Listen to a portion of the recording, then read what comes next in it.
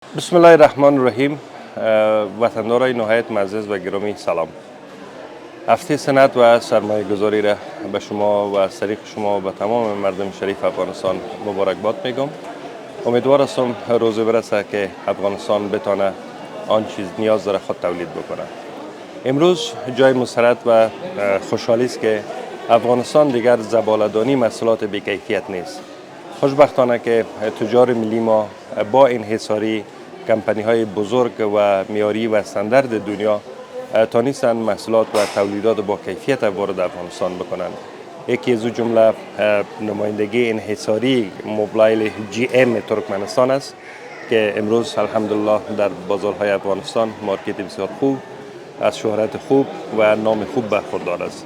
امیدوار هستم که همچون تولیدات استاندارد و معیاری را شما حمایت بکنین و از محصولات و تولیدات استاندارد و با کیفیت استفاده بکنین.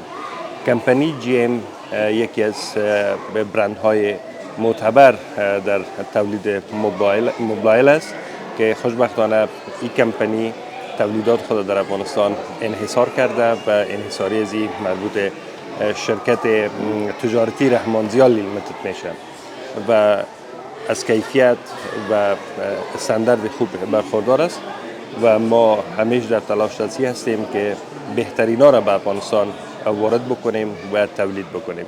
بنابراین موبایل جی ام یکی از استانداردترین و معیاری ترین موبایل در افغانستان می باشه.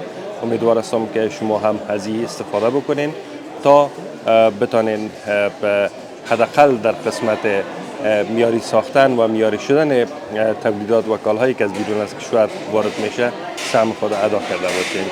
جی ام راحتی در موتر و انجن موتر شما. شکر.